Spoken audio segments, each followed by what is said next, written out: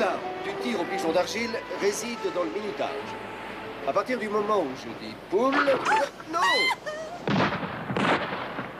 Non, désolé.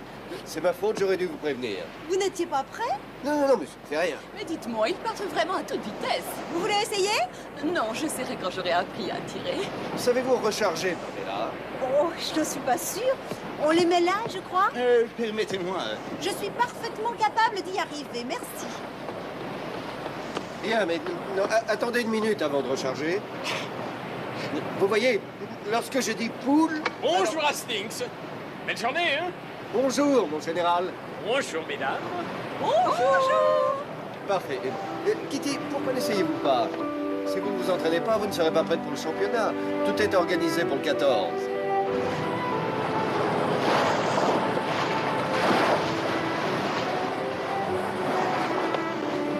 Bonjour, monsieur Russell. Vivifiant, n'est-ce pas? Pardon.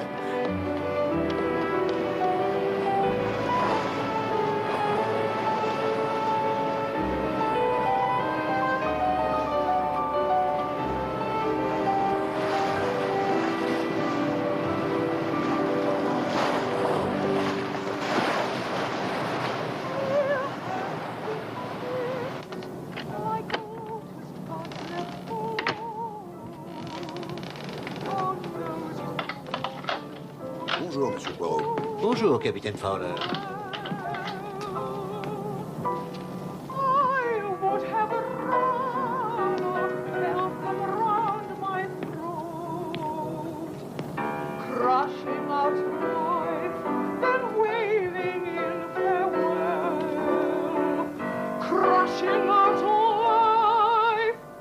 Oh, bonjour, monsieur Poirot. Bonjour, mademoiselle Morgan. Vous êtes sans voix ce matin. Grâce à votre capitaine Hastings, monsieur Poirot. Il a tout organisé. Le capitaine Hastings est parfait pour cela. J'ai trouvé le général merveilleux hier soir avec ses récitations de Swinburne. Ah oui, le général récite la poésie avec une intense vigueur militaire. Peut-être votre nièce se laisserait-elle persuader de nous divertir un soir prochain? Oui, ce n'est pas impossible, monsieur Poirot, ce n'est pas impossible.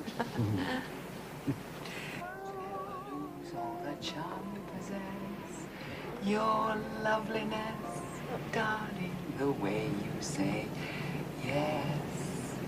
Stay as sweet as you are, discreet as you are.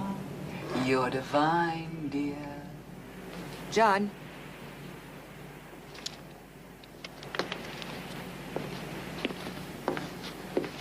John?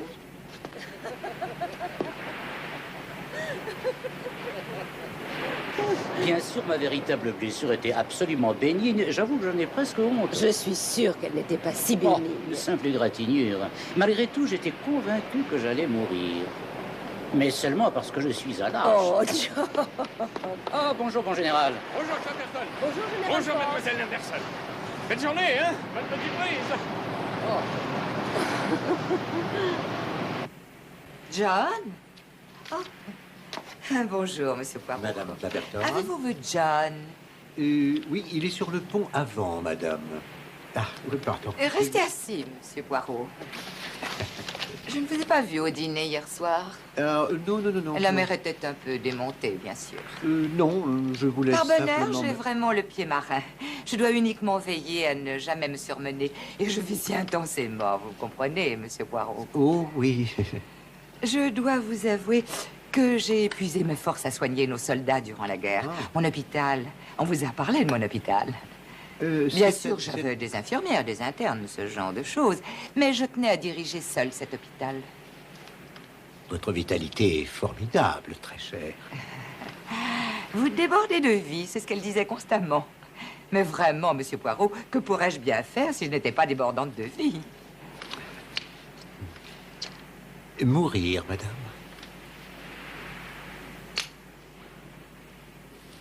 Je dois retrouver mon époux.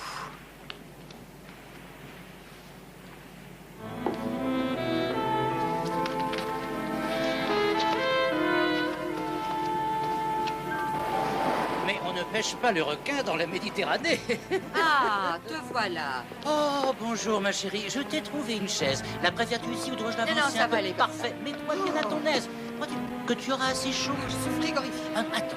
Je crois que je truciderais cette femme si j'étais son époux. Bonjour, monsieur. J'ai connu une femme de ce genre une fois à Hyderabad. Une véritable empoisonneuse. En 1887. Et est-ce que cette femme a été trucidée? Non. Quand je l'ai revue, elle en était à son 3e mari. Oh. Une position correcte est indispensable. Si vous perdiez l'équilibre, vous risqueriez de faire volte-face et de tirer dans le mât, ou encore pire. Le colonel Clapperton? Le colonel? Oh, il a une allure tellement martiale. Une allure martiale. Il faisait partie de la garde, n'est-ce pas, Général Forbes? La garde? Peu avant la guerre, ce monsieur faisait du music-hall, madame. Non. Si, madame, il faisait du music-hall. Puis arrive la guerre, n'importe qui entre dans l'armée. Une bombe lui tombe dessus par pur hasard. Et il rentre chez lui avec un bras en écharpe. Mais où a-t-il trouvé Madame Clapperton? Madame Clapperton? Lady Pardo à cette époque-là. Vraiment? Oui, il a été admis dans son hôpital, et voilà. Était-ce dû au fait qu'il ait reçu cette blessure de guerre, croyez-vous? Mais oui, c'était justement pour ça.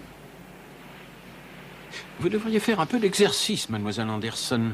Ça ne vaut rien pour la santé de trop réfléchir. Non, je le sais. Je n'en ai pas le loisir. Ma religion me l'interdit à cette époque de l'année. Ah.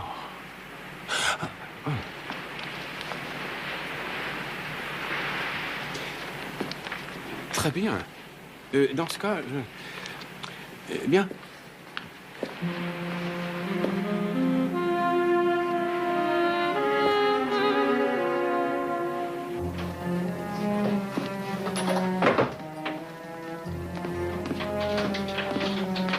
Adeline. Ah, bonjour, Dermot. J'espérais pouvoir vous parler depuis que vous êtes monté à bord. Mais je crois que nous n'avons rien à nous dire, n'est-ce pas? Je suis sûr que si, après tout Que venez-vous faire ici? Je voulais juste... Vous nous espionnez, avouez-le. Je voulais débarrasser vos plateaux, madame. Bien. Bien, faites-le et allez-vous-en.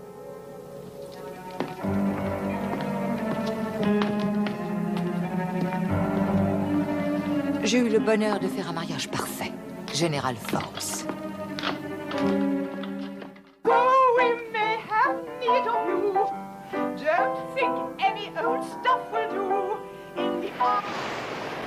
Je déteste les chansons militaires et les chansons d'amour indiennes. Et qu'est-ce qu'elles chantent?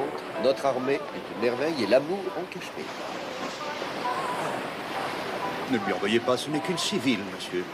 Nous sommes tous des civils à Poisson-Bête.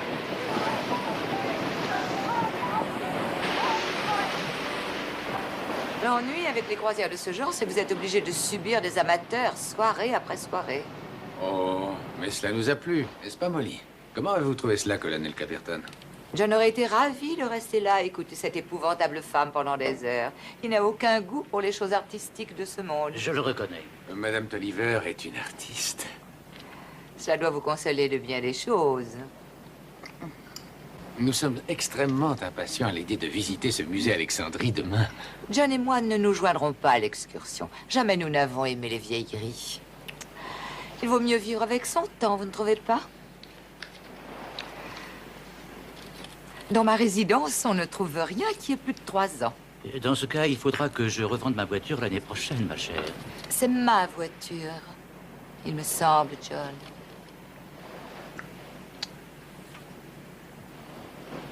Bien sûr, ma chère, si tu y tiens.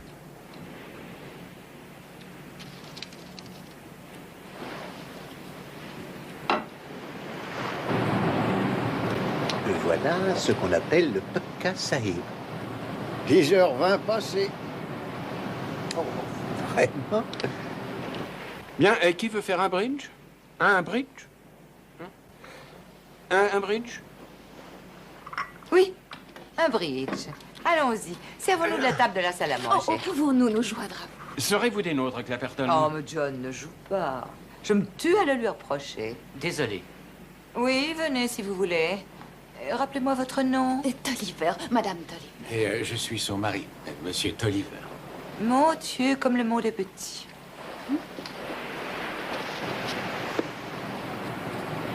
Kidnapping! Un kidnapping! Kidnapping!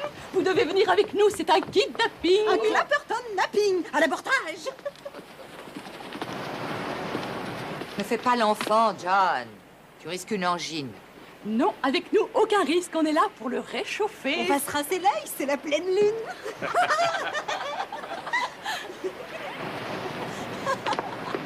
Bonsoir. Bonsoir.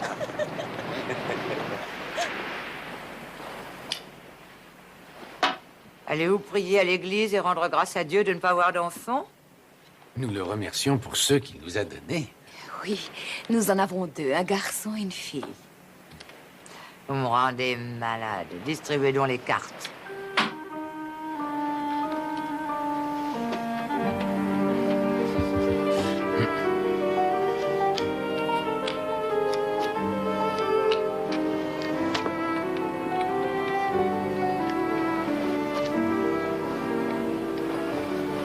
Je sais que c'est un cliché d'une grande banalité, mais la Lune est une chose magnifique, n'est-ce pas?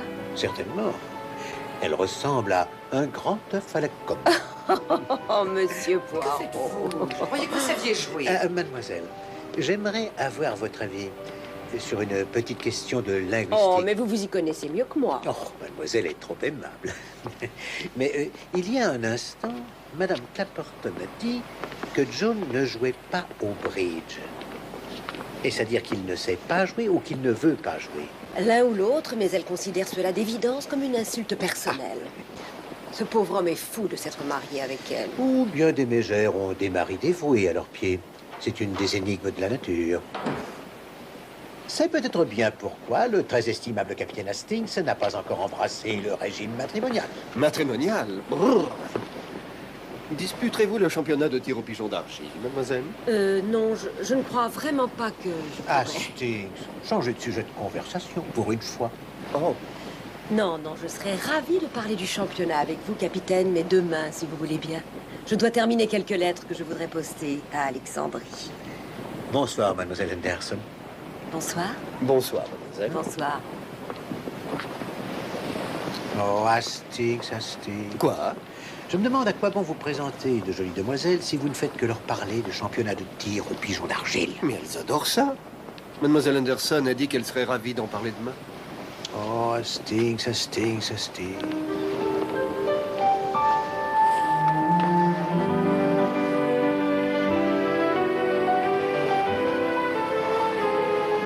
Allez-y, prenez une carte. Ah, non, ne me la montrez pas. Et surtout, souvenez-vous bien de votre carte et remettez-la n'importe où dans le paquet. Excellent. À présent, très cher, je les mélange.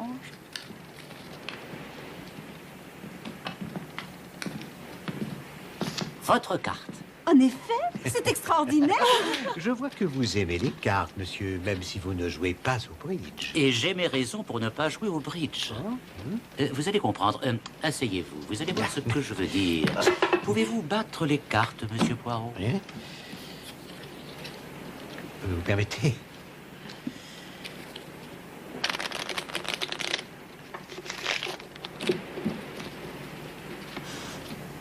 Voilà.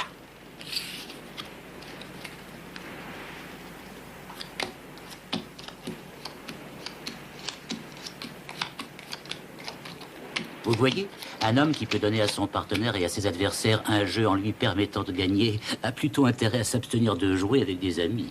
Mais comment est-ce que vous avez fait? Le jeu avait l'air tout à fait normal. Ah, mais la main agit plus vite que l'œil le plus averti. Cela ferait un grand numéro de musical, colonel Clapperton. Oui, je crois. J'espère que je ne vous ai pas ennuyé avec ma petite démonstration. Bonsoir, très cher. Bonsoir, messieurs.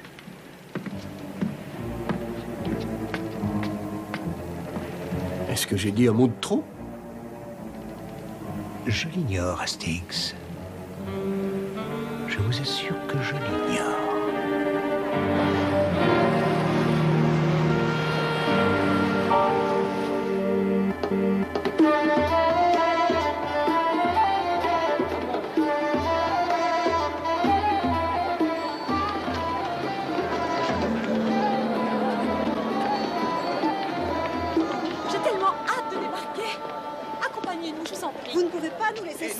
c'était sauvage. Hé, Miss, Je vous interdis de me toucher. j'ai de très belles choses des tombes des pharaons. Mais je ne veux pas de vos choses de pharaon. MC. Vous voyez, Dieu sait ce qui pourrait nous arriver. Oui, il serait très dangereux de vous laisser y aller seul.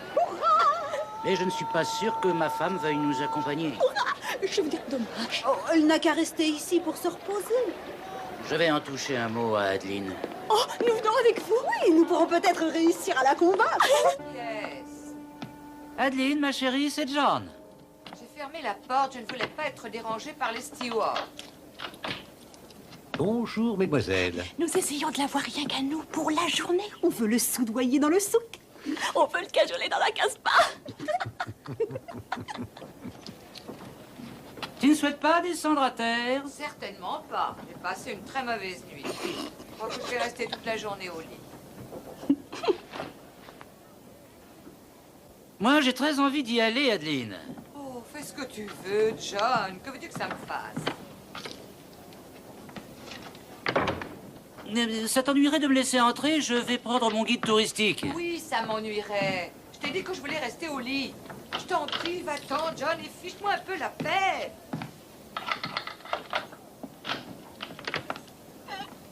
On peut descendre à terre. Mais votre passeport? Je l'ai dans ma poche. Alors, on est paré?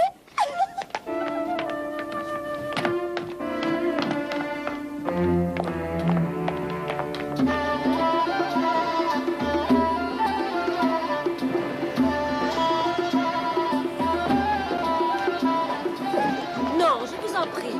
Hé, Miss, Non, je vous en prie, je suis navrée. On a collier en or, Miss. Ou en agate, tu veux pas, ou en corail? Ah non. Combien pour le collier en perle? 300 piastres, Miss, pas cher. Non, c'est vraiment beaucoup trop cher. Pour moi, c'est 200 piastres. Et je te le laisse à 150. Bon, très bien, je prends le collier en perle d'or. Mais Regarde comme il est après beau. ça, il faut absolument que je m'en aille.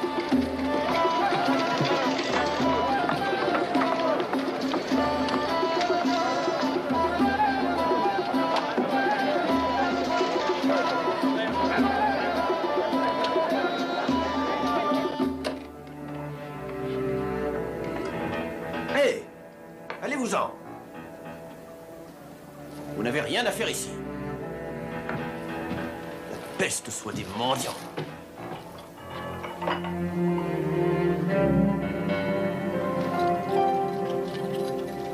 Ah, Hastings, alors on peut se mettre en route? Oui, absolument. Irez-vous à terre, Général Forbes? Oui, très probablement. Oui, sans doute. Alors, à tout à l'heure. À tout à l'heure. Essayons d'éviter de passer pour des touristes autant que faire se peut, Poirot. Entendu. Je m'en remets totalement à vous, Hastings.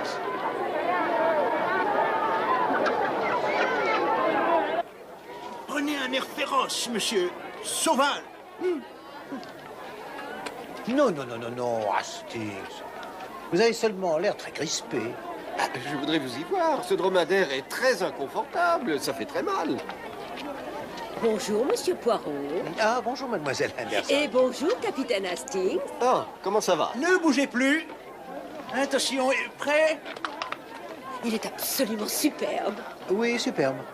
Toutefois, on dirait vraiment qu'il fait appel à tout son courage pour commander une seconde tasse de thé. Monsieur Poirot, avez-vous vu les Clapperton à terre ce matin? Je crois savoir que Madame Clapperton passe la journée dans sa cabine. Ah, et vous n'auriez pas vu le colonel Clapperton? Laissez-moi réfléchir. Est-ce qu'il est descendu à terre? Oui, je suis certain qu'il est descendu à terre. Parce que nous avions parlé hier soir de faire cette promenade tous les deux. Ah, Monsieur Poirot, oui, mademoiselle. dites-moi autre chose. Est-ce que le colonel Clapperton était seul lorsqu'il a débarqué? s'il était seul. Je réfléchis. Peut-être était-il accompagné. Par les demoiselles Mooney et Cregan, par exemple? Ah oui, c'est ça, oui, les deux petites filles. Oui. Ce ne sont pas des petites filles, Monsieur Poirot. Oh, que je... Moi non plus. Non.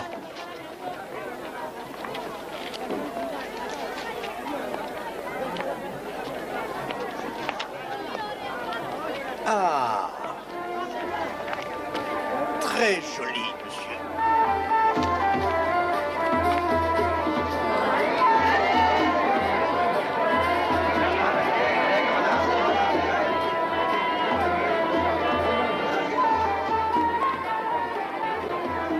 Regardez, Poirot, toutes ces magnifiques grenades. Andy des magpies. Pardon? Des magpies, casa. Je crois qu'elle n'apprécie pas que Gaza. vous touchiez à ses fruits, capitaine Hastings. Oh, navré. Monsieur et Madame Tolliver, mais quelle plaisante surprise. Est-ce que vous êtes seul? Oh, tout à fait seul, oui. Oh, le charmant général Forbes s'est joint à nous un moment, mais il a dû regagner le bateau. Il n'était pas dans son assiette. Très mal en point, oserais-je dire. Oliver. Ben, nous nous apprêtions à aller déjeuner. Voudriez-vous vous joindre à nous? Déjeuner? Chez les autochtones, vous n'y pensez pas. Cela dit, pourquoi pas, Molly? En avant pour l'aventure. Oh, je déclare forfait, Poirot. Je crois préférable de regagner ma cabine. Oh, devez-vous nous abandonner, Hastings? Oh, un peu de travail en retard, vous savez ce que c'est. Bon, ben, très bien. Monsieur et Madame Tolliver et moi, nous vous reverrons à bord du bateau dans la soirée. Après vous.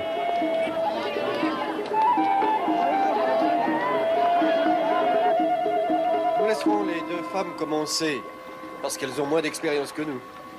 Puis ce sera le tour du général Forbes. Il a l'habitude de ce genre de compétition.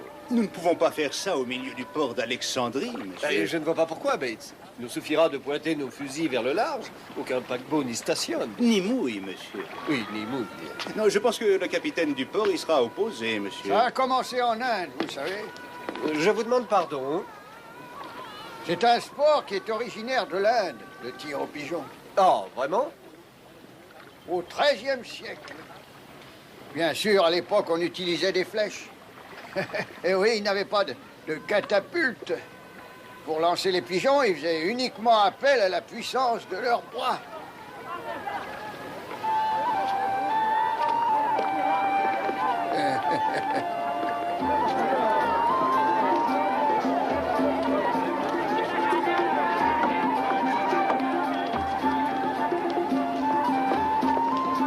Oh, j'adore ces excursions. Et les indigènes sont tous d'un pittoresque. Mais ils ont un peu trop tendance à abuser des touristes. Oui, vous avez raison. Dépêchez-vous, Pamela! Ah, mademoiselle Mooney, colonel Clapperton, vous vous êtes bien amusé à terre, j'espère? Absolument. Tant mieux. Dépêche-toi, Pamela.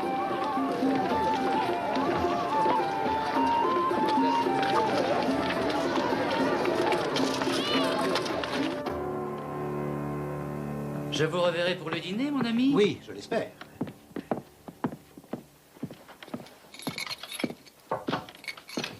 Adeline! Adeline! Adeline, ma chère! Adeline!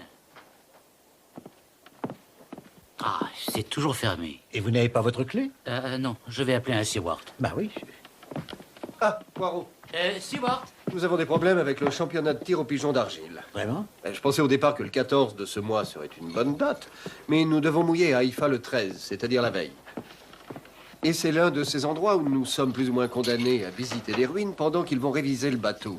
Ce qui ne nous laisse plus que le 15, ou le 16, ou le 18. Le 17 est impossible, c'est le soir de la réception du capitaine. Oh, mon Dieu! Mon Dieu, elle est morte.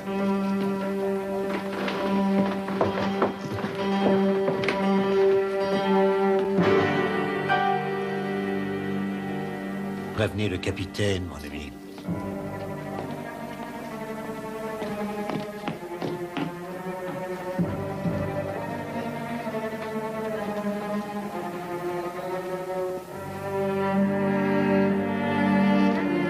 Regardez ce collier, Poirot. C'est l'un de ces marchands qui a dû le perdre. Ah, ils sont diaboliques.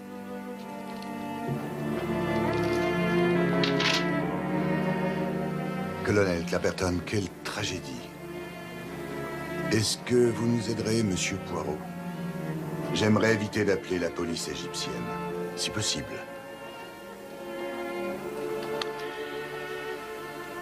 Oui, capitaine. Je ferai ce que je pourrai.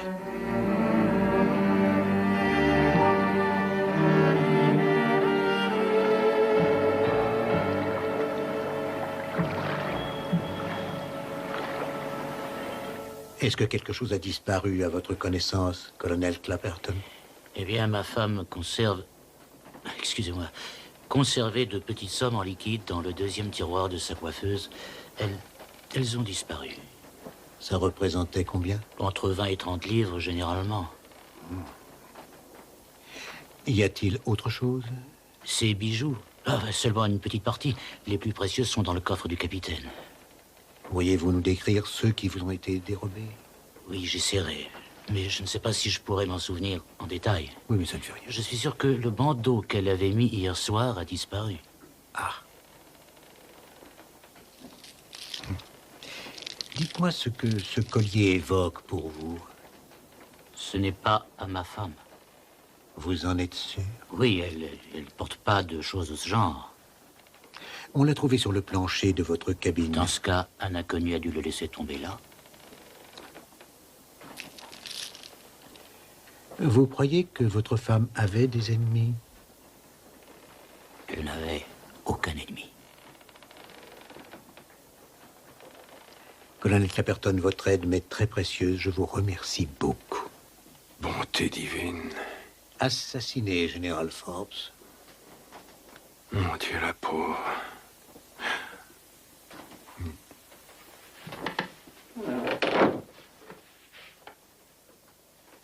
Vous aviez fait la connaissance de Madame Clapperton avant de faire ce voyage, il me semble. Je la connaissais lorsqu'elle s'appelait Lady Pardoe. Je l'ai même connue lorsqu'elle s'appelait Adeline French. Était l'aide de camp de son père pendant la guerre. Je crois qu'elle devait avoir 7 ou 8 ans. Oh, je n'arrive pas à le croire. J'ai même longtemps été amoureux d'elle. Elle n'a pas toujours été la femme qu'elle est devenue. Ne me donnez pas de mobile contre vous, monsieur. De quel mobile parlez-vous? Comment le pourrais-je? Monsieur et Madame Tolliver disent que vous avez regagné le bateau avant le déjeuner. Mais c'est mon droit. En disant que vous étiez malade.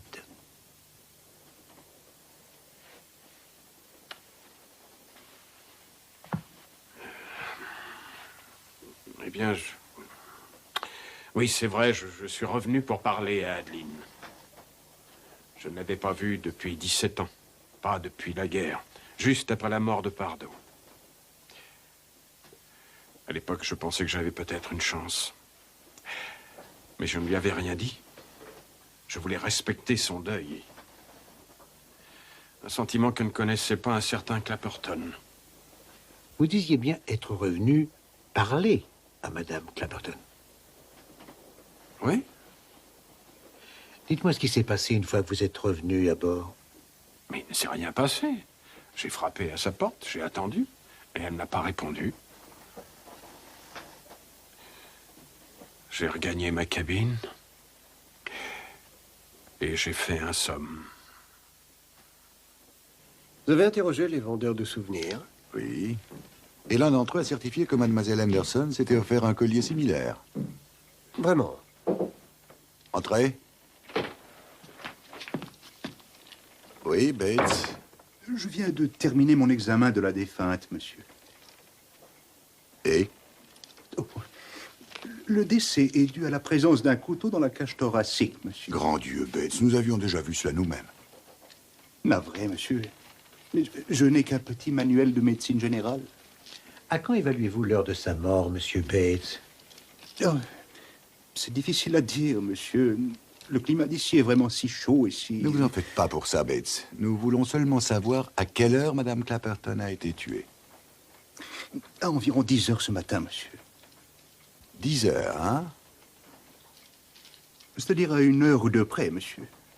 Oh, grand Dieu.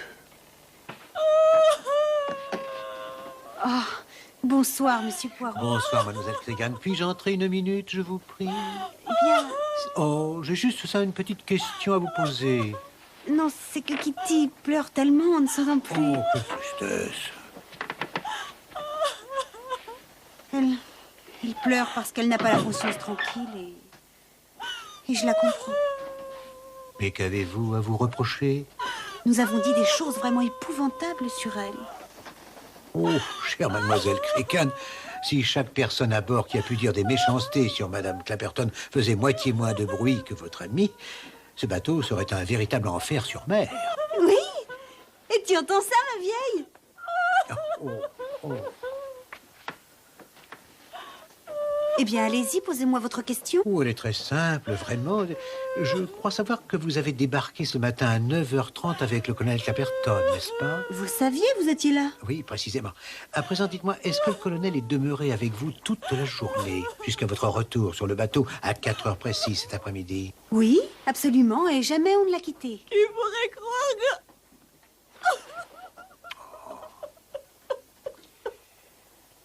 Et vous ne l'avez pas quitté, vous êtes sûr? Absolument. Enfin, on est allé dans un café prendre un thé aux environs de midi. Oui.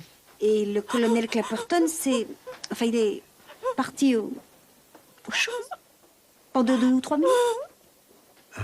Oui, je comprends, oui. Mais rien que 2 ou 3 minutes, disiez-vous? Mais personne ne l'a chronométré.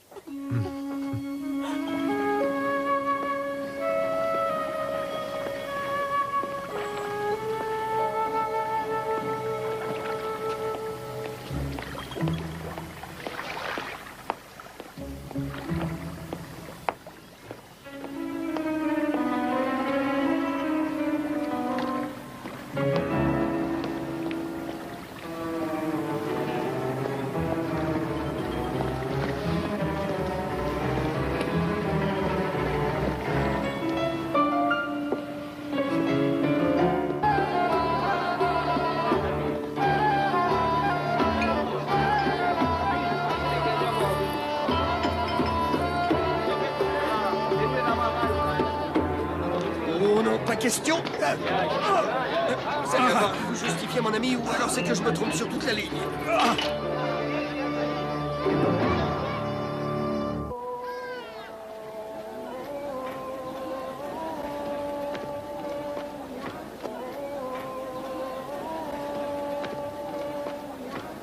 Gueule, chapeau, gueule. Non, je ne l'ai pas tué. Vous aviez ses bijoux? Oui, et après? Elle en avait plein. Qu'est-ce que ça pouvait lui faire? Ah non, monsieur Skinner. Madame Clapperton est morte. Vous êtes pris la main dans le sac par mon collègue, le capitaine Hastings, en train de revendre les bijoux de Madame Clapperton. Et vous admettez vous être introduit dans sa cabine. Oui, mais elle était déjà morte. J'aurais pas dû la voler. Pas après l'avoir trouvée morte. Je savais que ça me vaudrait des ennuis.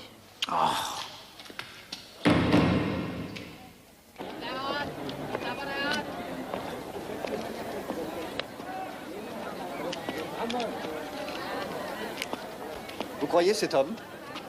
Oui, en effet, je le crois. Moi aussi. Bon, revenons-en au marchand de souvenirs.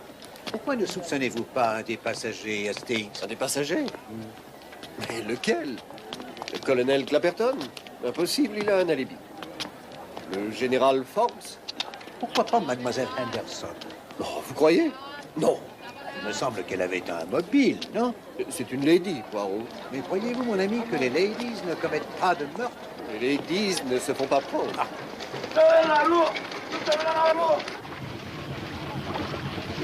Madame Clapperton était morte depuis au moins 5 heures quand on l'a découverte.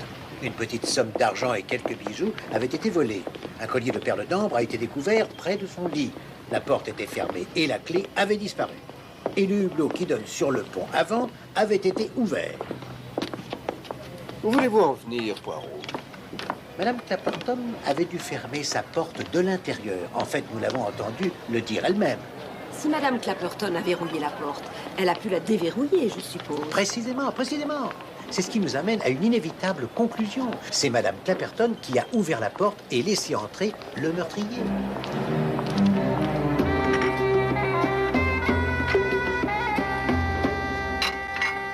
Mademoiselle Henderson, excusez-moi de vous demander cela, mais avez-vous acheté hier matin un collier à un autochtone? Oui, en effet. Comment le saviez-vous? C'est le capitaine qui me l'a dit. Il n'a fait que le mentionner. J'aimerais beaucoup voir ce collier. J'ai bien peur de l'avoir perdu. Ou bien je l'ai oublié quelque part. Mais j'ignore où. Voyez-vous, je n'en sais rien. Très bien. Ça ne fait rien. Ne vous en faites pas. J'ai trouvé que Madame Clapperton était une femme très déplaisante. En fait, je crois bien que personne à bord ne l'aimait réellement, mais j'ignore qui aurait eu les raisons de la tuer.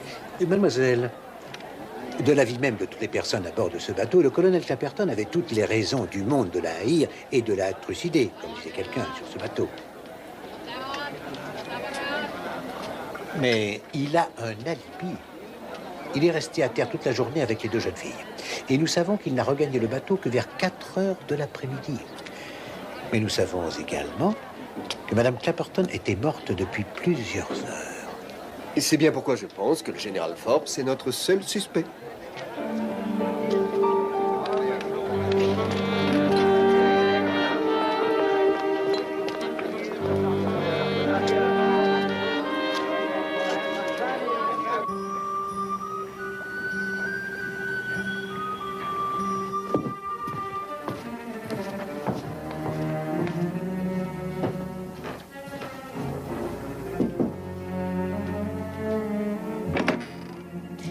Bonsoir, mademoiselle Morgan. J'aimerais, s'il vous plaît, demander un service à votre nièce. Notre nièce? Mais avec plaisir. Eastman? Bonsoir, Eastman. J'aimerais t'emprunter une de tes grandes amies, si tu me le permets.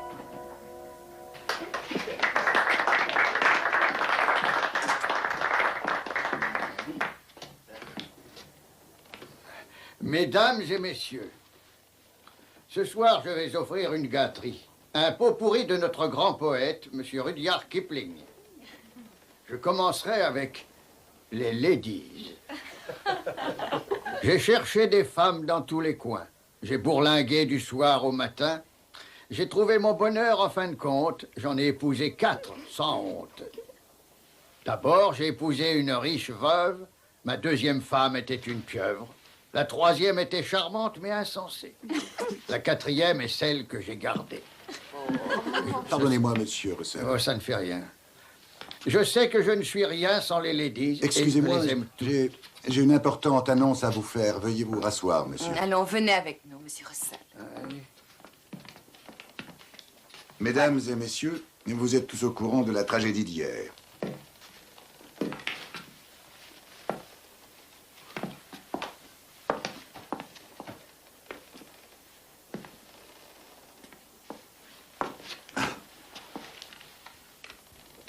Et je suis sûr que vous accepterez de coopérer avec nous pour livrer le responsable de ce crime à la police.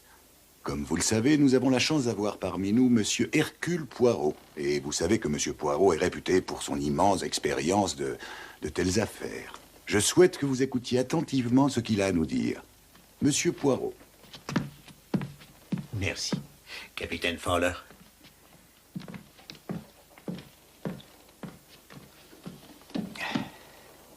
Voilà. Et mesdames et messieurs, ce que je me prépare à faire vous surprendra quelque peu. Il peut vous sembler que je sois un excentrique, peut-être même malade. Ah, penserez-vous? Ce détective belge est un curieux homme, et je crois qu'il est tombé sur la tête, hein? Mais je peux vous assurer qu'en fait, derrière ma folie, existe, comme vous autres Anglais aimez à le dire, une méthode. Bien. Voilà.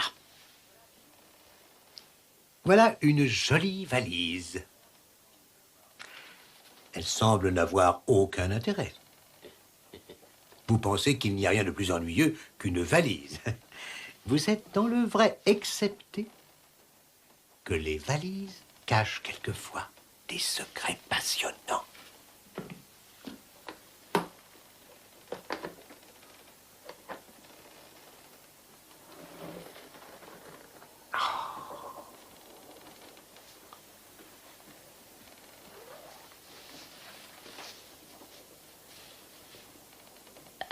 Mais c'est une poupée. Oui, une poupée. Et il se trouve que cette poupée est un important témoin. Elle a tout vu. Elle a vu qui a tué Madame Clapperton.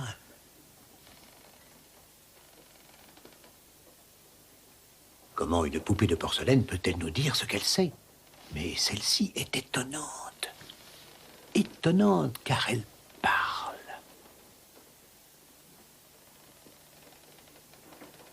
Vous ignoriez que des poupées pouvaient parler? Je suis sûr que vous le saviez. Il nous suffit pour cela de remettre la poupée en place dans cette jolie valise. Oh, afin de ne plus la voir. Ah. Cette lady déteste par-dessus tout qu'on la regarde. N'est-ce pas, ma petite? Oui?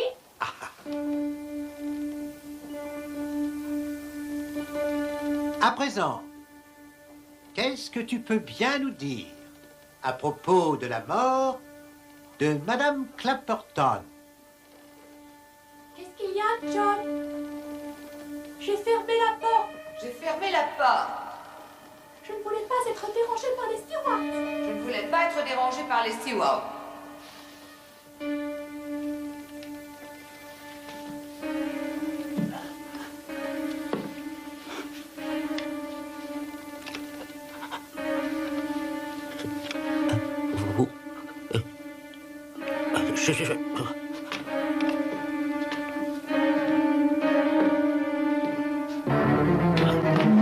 Emparez-vous de lui.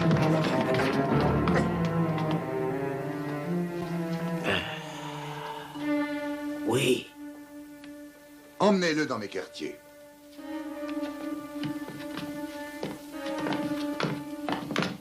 Mesdames et messieurs, si vous voulez bien sortir, je vous remercie.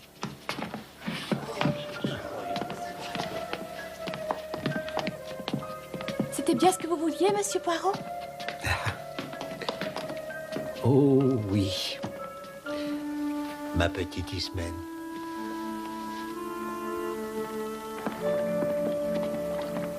Et c'est vous, mon général, qui m'avez le premier mis sur la voie avec votre mention d'un numéro de music-hall. Et ça m'a intrigué. J'ai réfléchi. Et ensuite, à la veille de ce crime, le colonel Clapperton a voulu jouer au plus fin avec moi. Il a voulu nous amener à croire qu'il était illusionniste, pensant qu'il ne me viendrait jamais à l'esprit qu'il avait en fait des talents de ventriloque. Ah, alors c'était lui qui parlait à la place de Madame Clapperton quand nous l'avons entendu. Précisément. Mais à cette heure-là, elle était déjà morte. Excusez-moi.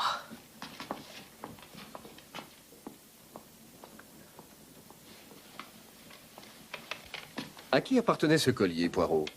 À Mademoiselle Anderson? Non, il l'avait mis là pour nous faire croire qu'un marchand de souvenirs avait commis son crime. Le fait que nos soupçons soient tombés sur la seule femme qu'il ait réellement aimée n'était qu'une cruelle ironie. Pardon.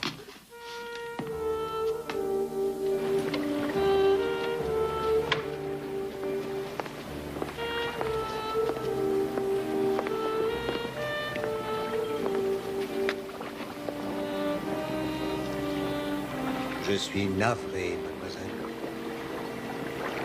Il ne l'a pas fait pour moi. Mais à cause de la jeunesse de ses filles. Ce qui le faisait d'autant plus souffrir de son esclavage. Il voulait se libérer avant qu'il ne soit trop tard. Nous avons tous fait de tels rêves. Comment est-ce que vous avez deviné? Il se maîtrisait d'une façon trop parfaite. Quelles que soient les insultes dont l'abreuvait sa femme, ça ne semblait jamais avoir prise sur lui. Cela pouvait signifier qu'il y était tellement habitué qu'il ne s'en souciait guère.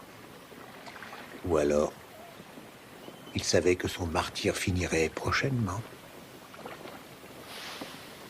Je trouve que vous lui avez joué une cruelle comédie, Monsieur Poirot. Je regrette, mais je n'approuve pas le meurtre. Mademoiselle ?